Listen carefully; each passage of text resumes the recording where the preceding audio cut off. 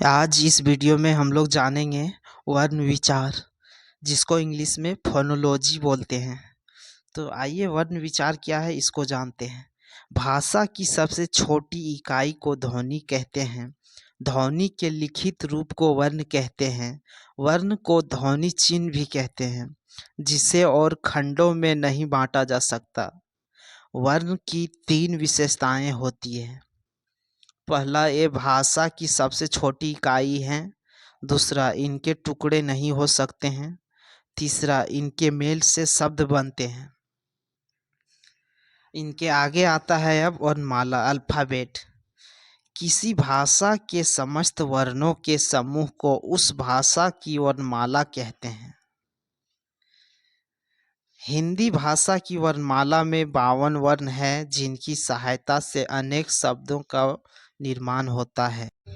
इसके आगे आप फिगर में देख सकते हैं, स्वर 11 हैं, व्यंजन 33 हैं, अयोगवाह 2 हैं, अन्य 2 हैं, संयुक्त व्यंजन 4 हैं।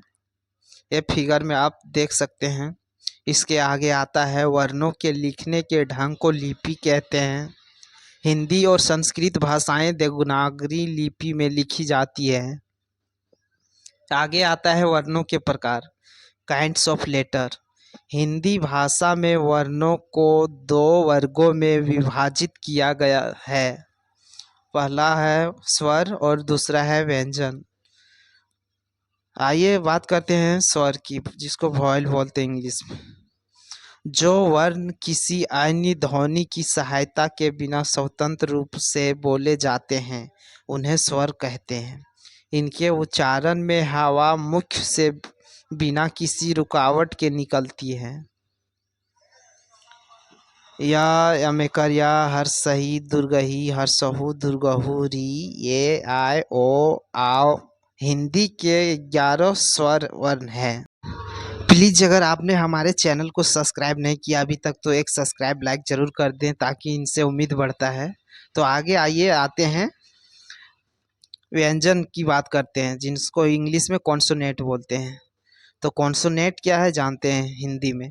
जो वर्ण स्वर ध्वनि की सहायता से बोले जाते हैं, उन्हें व्यंजन कहते हैं। हिंदी में 39 व्यंजन हैं। ये इस प्रकार है, जो कि आप फिगर के अनुसार देख पा रहे हैं। आगे हैं अंगा, अनुस्वार। दूसरा है अ का विसर्ग।